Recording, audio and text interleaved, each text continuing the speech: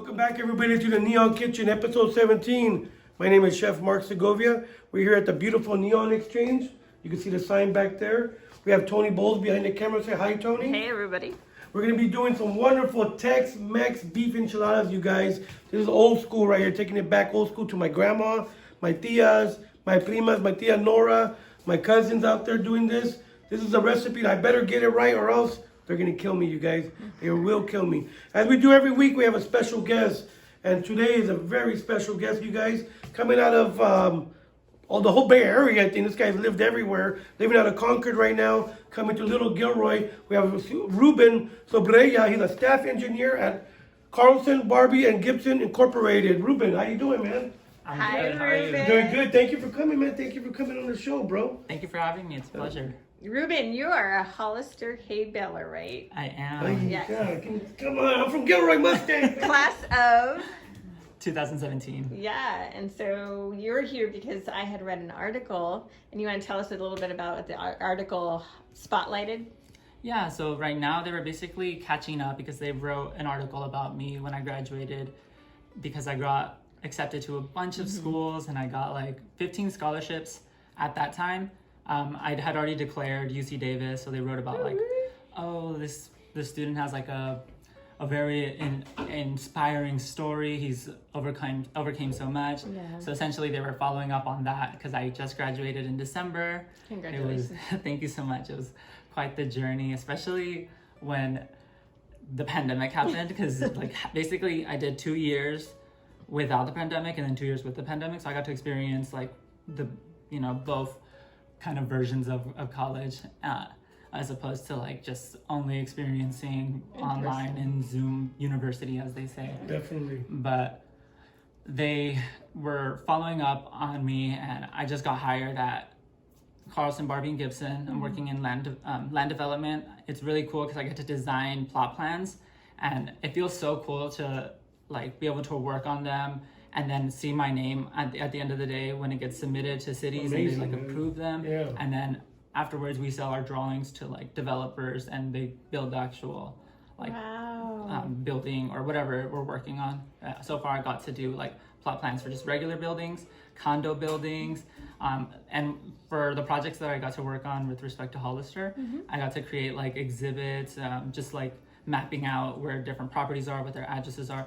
It seems like it's grunt work, but it's really fun and it excites me because I get to see my name on Definitely, the projects. definitely. And he's being humble right now. We love your story. We want to hear about it. We need to hear from how you got here from the beginning, man. So we're going to start cooking. And don't forget, we're going to share with us, okay? Yes, I'm telling you. So let's talk about the ingredients here real quick. What we have here is, we have to have the Ozona tortillas, you guys. Mike, we always support you guys. Thank you out there.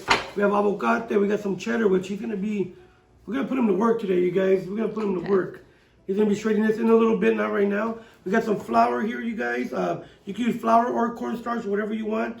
Comino, don't use too much. When we make it, you'll see how much we use. I don't use too much because it's very powerful. And of course, we got Gilroy garlic. Can't go wrong. My salt and pepper mix.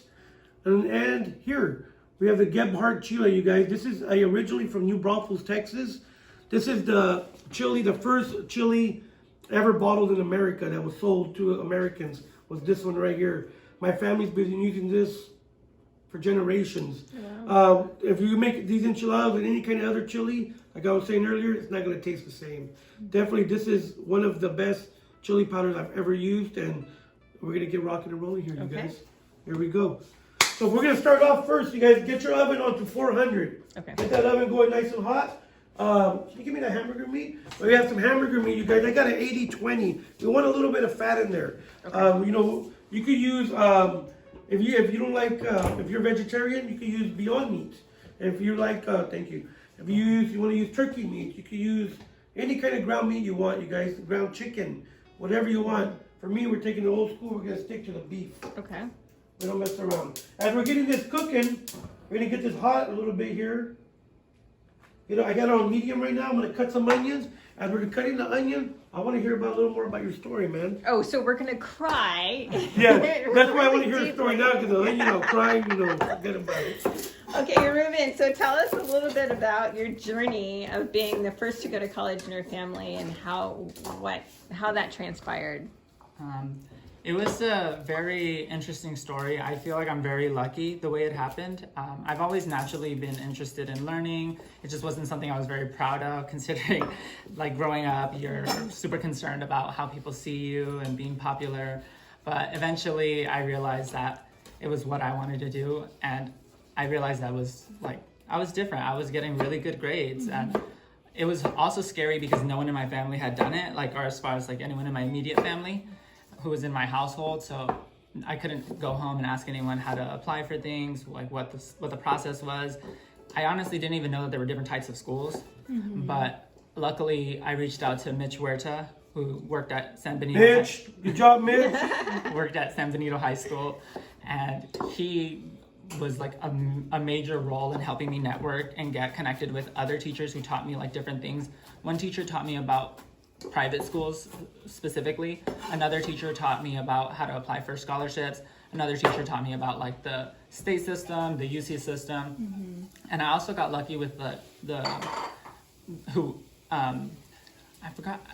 can't remember her name right now because she was filling in, but I was so lucky. She was filling in for the person who normally is at the Career Center at San Benito High, and she reached out to a lot of people, helped also get me networked, because I was on the verge of potentially being homeless. So she reached out and said I have a student here who is going through a really tough situation. He needs help to get to UC Davis. At that time I had already declared that I wanted to go to UC Davis, but I was really nervous because you have to pay for a housing application. I didn't have a job, I didn't have any money at the time.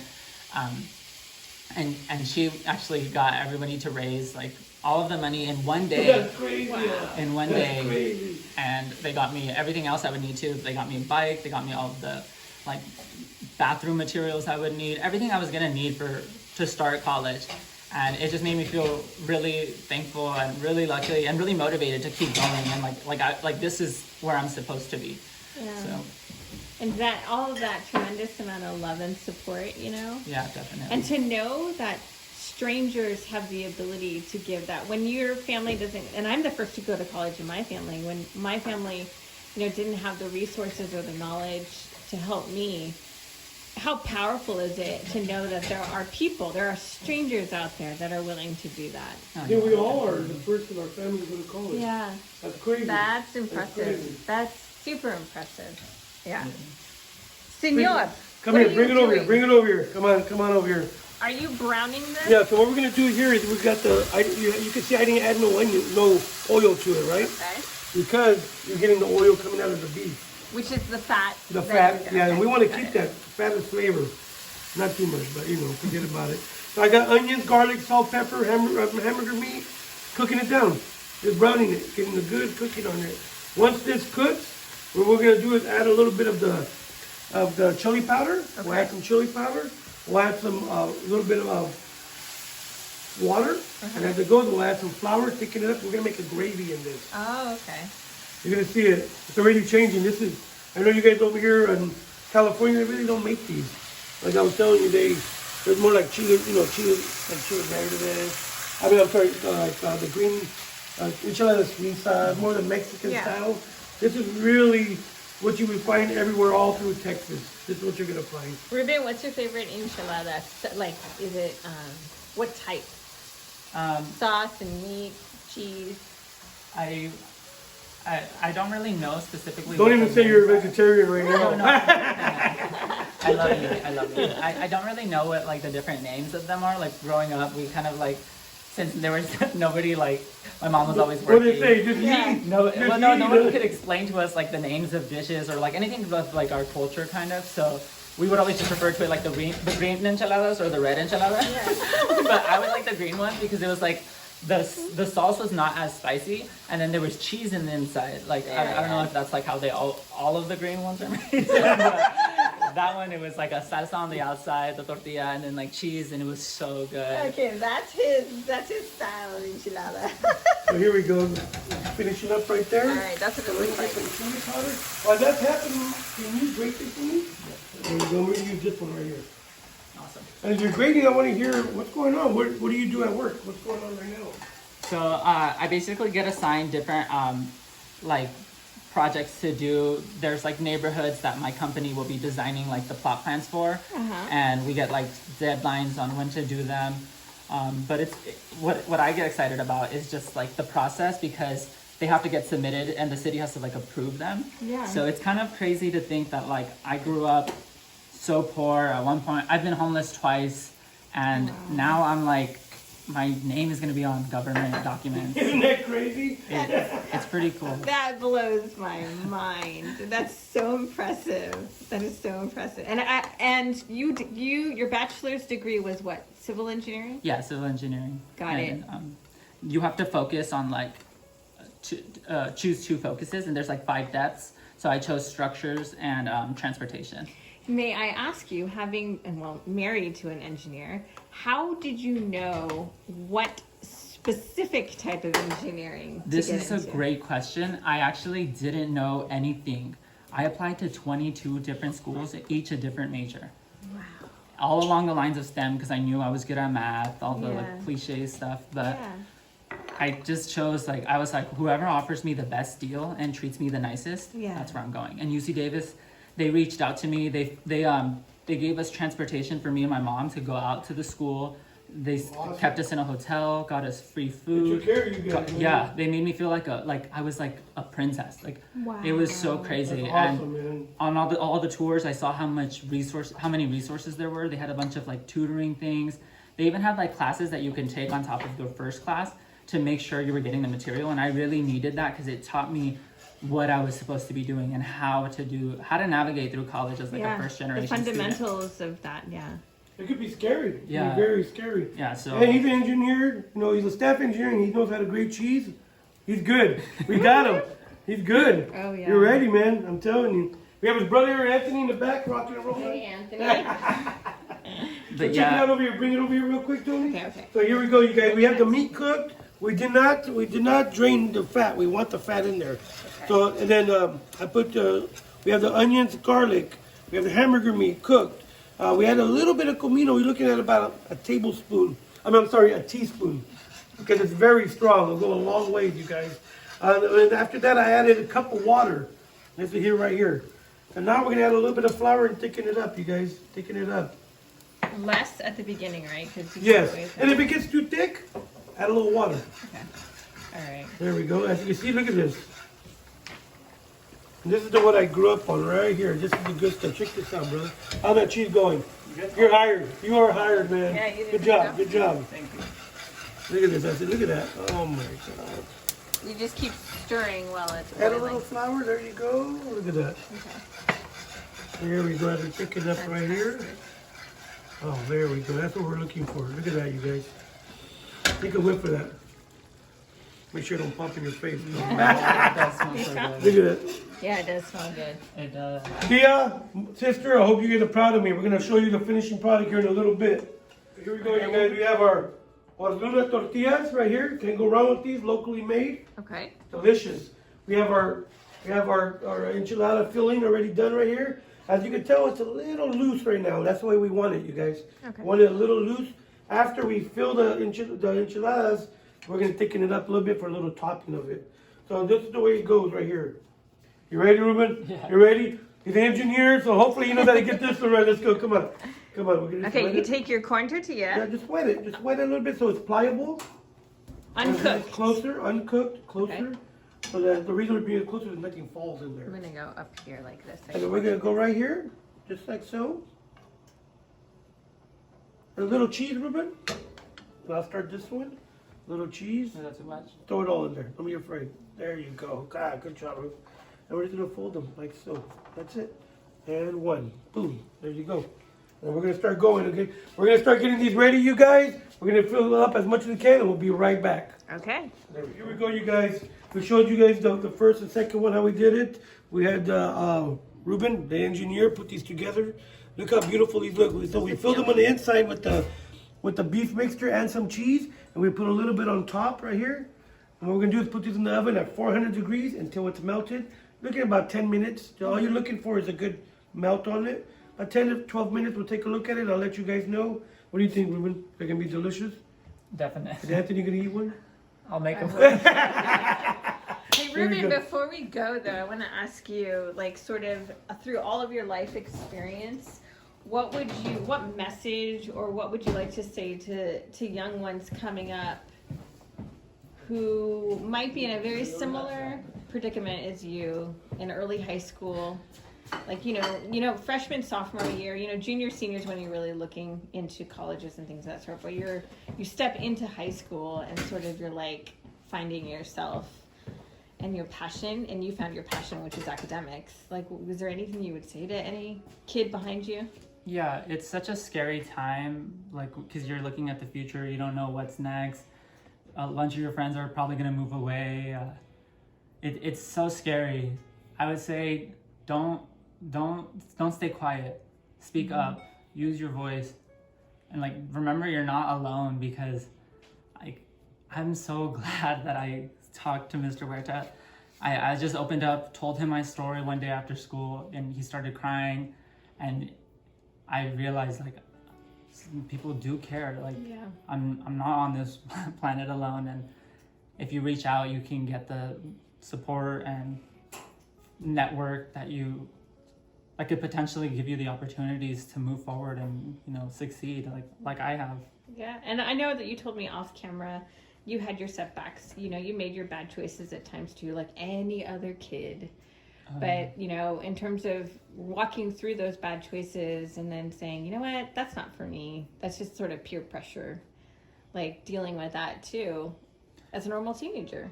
Yeah, I would say definitely it's okay to make mistakes. It's part of the process. Like, if you're not making mistakes, you're not learning, to be honest. Yeah. So it's just part of the journey. Don't beat yourself up, because I remember every time I would make a mistake, it felt like the end of the world. It felt like there was no chance that anything could ever happen for me.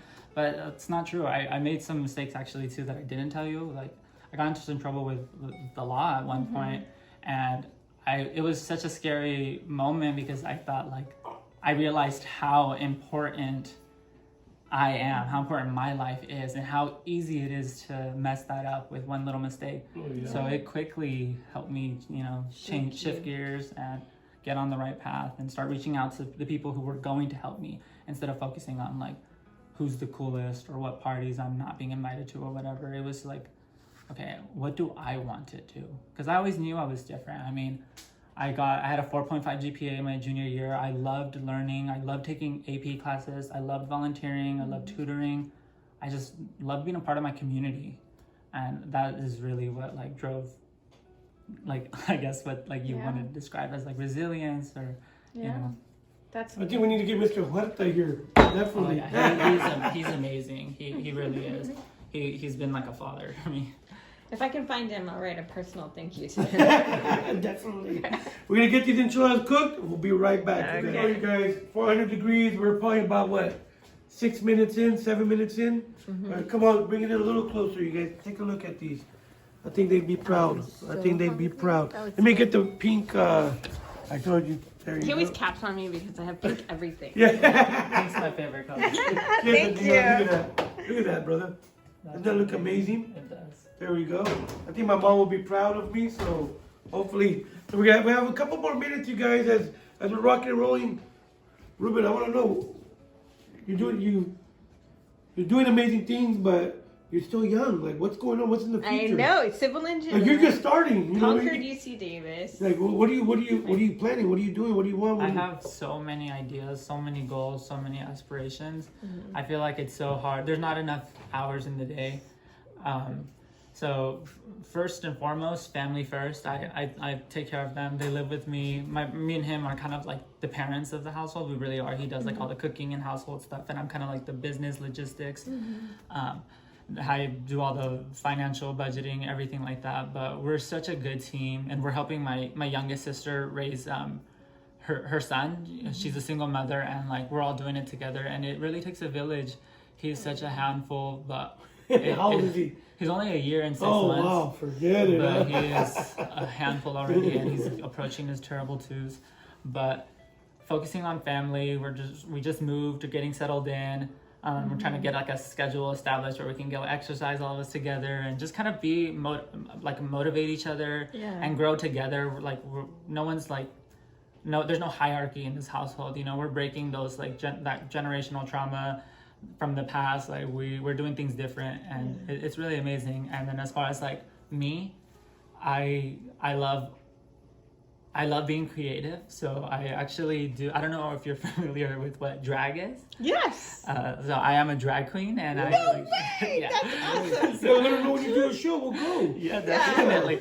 So I'm building up my drag. I've been practicing makeup probably for like a year and a half now. I've only performed twice. I was performing in Sacramento, but since I moved now, I'm gonna have to like start over and kind of find like a new scene.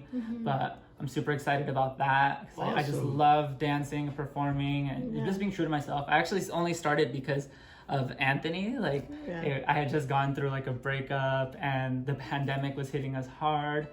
I was working like 48 hours a week, and I kept telling him, I'm gonna do it. I'll start next week.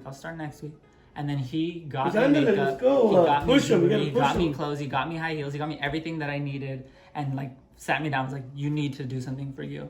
And you know, he just reminded me like I'm important too, you know, I matter. And so it's really nice, you know. And on top of that, we're going to start our own YouTube channel because we want to like get our story out there, teach people about like our experiences, what we've done, what we've gone through, potentially, you know, get more ideas, what we can help other, like just get that knowledge out there. And then eventually, like, I want to like write a book, and you know, I just have so many ideas. I would love to read it. I would love to. And if you did write one, I would love to host your book review in your book rave in this vicinity. Definitely. With a party and a signing and meet and greet. And yeah, I want to call it. I'll bring some food. I got you, bro. Don't worry, all right? I want to call it "It's Okay to Quit" because, like, even though I've always had all of these crazy goals, there have been times where I had to tell myself, like, it's okay to step back for a moment, breathe, collect yourself. Remember that you're a human being, and it's okay to feel that pain when you fall, but just don't forget to get back up. Yeah. And you know. Oh, amen to that. And being okay with the setback, right? And you're the king, from all the things that you've told me, you're the king of resourcefulness. And resourcefulness and bouncing back from setbacks goes hand in hand. So like being able to be resourceful once you back up and then say, okay, that didn't work, so I'm going to go over here and try that a little bit differently. That's a talent. That's like you're either born with it or you're not. Definitely. And if you're not, like, how do you teach kids to get more of it? You know, like, what are some of the things? And that's something that maybe you'll explore as you get older. Like, how do you teach people to just tap into that? One thing I can say, and this may sound cliche, but it's honestly love. Like, my mom taught us, all she's ever done is love us unconditionally. From the moment, like, any time we were at, like, our lowest point, she always was there for us. She never, like, cried in front of us. She always stayed strong. She always loved us for who we were. Even when we make mistakes, she was still there for us. She always told us to be true to who we are. And I feel like that is why we've been able to thrive, because she just loved us. She didn't put any ideas in our heads. She didn't put any expectations for us. She wanted us to just live and do what we wanted. And just be happy. Just be happy. Yeah. I'm not crying, it's the onions. It's the onions, you guys. I know, right? We're proud of you. We're proud of you and your brother. You know, and it's just an amazing, the energy in here. Right now it's just amazing.